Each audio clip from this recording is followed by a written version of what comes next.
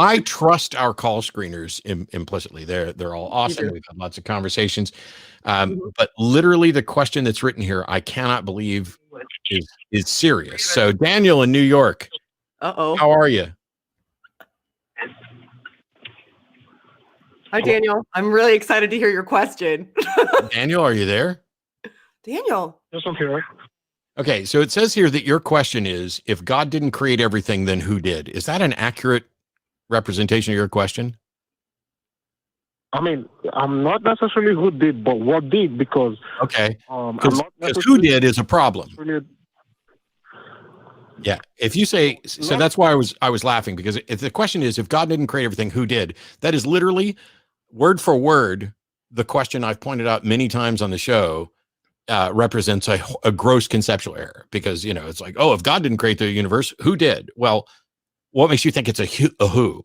And so what you're really asking, which I'm glad we worked out at the beginning, is if in fact everything that exists wasn't created by God, then what is the explanation for existence, right? Yeah. Yes. Okay. How about we don't know, and neither do you or anybody else?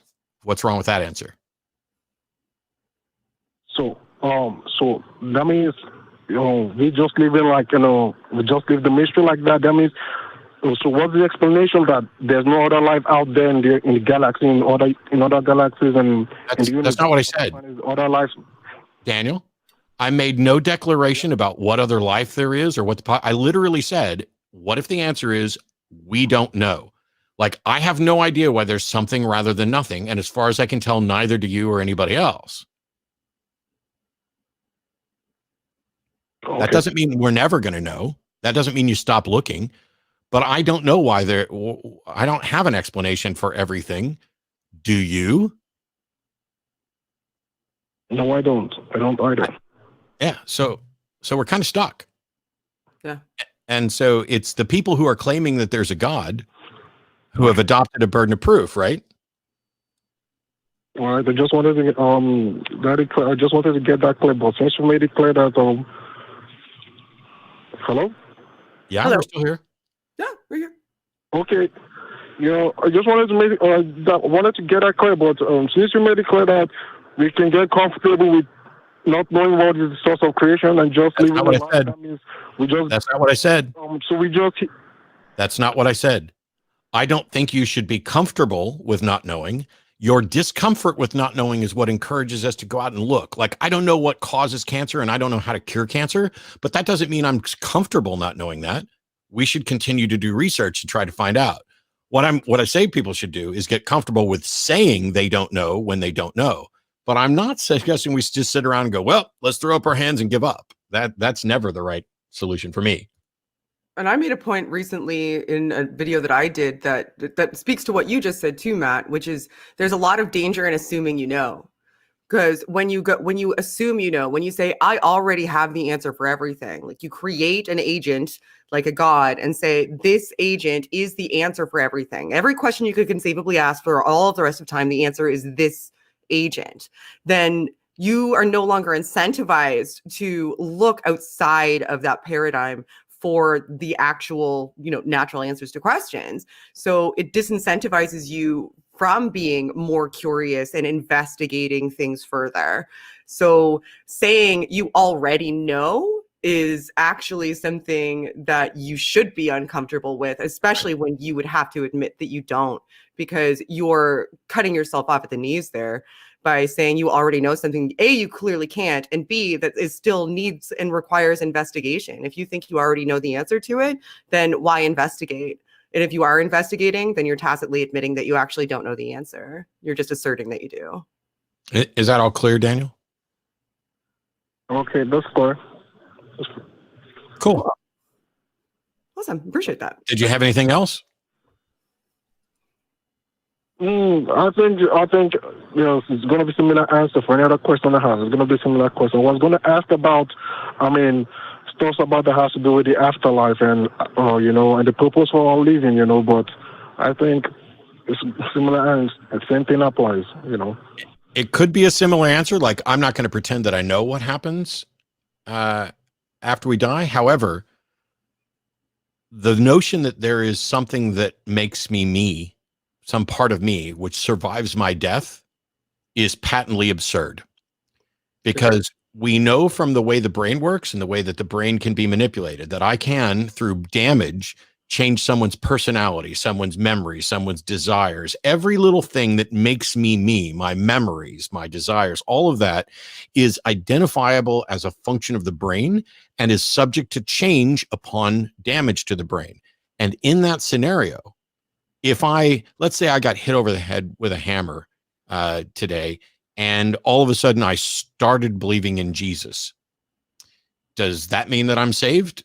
Well, I don't know. What if I was a Christian who believed in Jesus and thought I was saved, but I got hit over the head with a hammer and it changed it so that now I don't believe? Does that mean I'm going to hell?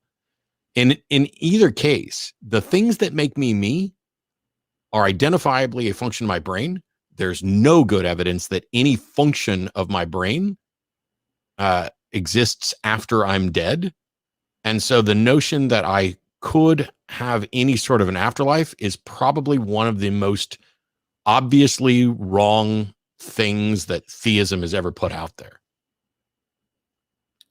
I'm just going to co-sign that. I don't have anything really additional to add. But it's still, we're not claiming to know. But like, there are some things where you might say, I don't know what the explanation is for the origin of the universe, but there needs to be some explanation, assuming an origin. When it comes to like what happens after death, there's no reason to think there's any such time as after death for the person that you're talking to.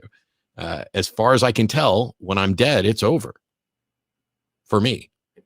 Yeah, and if you get me started on brains, then we'll just. So what you're trying to say is no consciousness. I mean, because I've had this. I've thought about this several times, but I'm just trying to. Is that that means our consciousness ends with our life, or do our consciousness outlive even when we die? That's something that gets me borderline.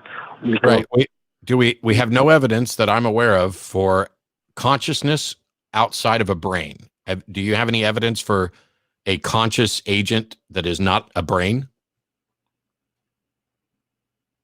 But you can remember that, but there is life without consciousness. For example, like the fetus in the womb, no consciousness, but it's life. It has life. So I'm not asking about life. I was asking if there's any evidence of consciousness outside of a brain. Yeah, because if you're talking about afterlives, you would need something to go to that afterlife, right? Some sort of consciousness would need to go, some semblance of you, something that represents or continues on as a you would need to be in the afterlife. So what Matt's saying, which I agree with wholeheartedly, is that you can augment your brain structures and it fundamentally changes the conceptualization that you have of you, what you are, who you are, how you act, how you behave, how you perceive things. All of that is malleable throughout life and is directly linked to the brain. Once the brain is dead, you no longer have consciousness that can be interacted with. So what goes on? Do you think your consciousness exists outside of your brain? Is there a consciousness that can't exist without a brain? Because if there isn't, what's in the afterlife?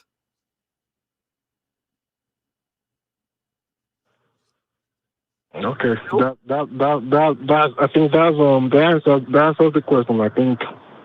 Okay, no. I think. Yeah. Well, thanks, Daniel. And if you have more questions, or better yet, if you have more answers in the future, feel free to give us a call. And you were lovely to interact with, so thank you, Daniel. Thank you so much. No problem. Thank you. Yeah. You're welcome. Have a good rest of your day. I almost asked him if he wanted to hang up on us, but I only do that on the hang up. So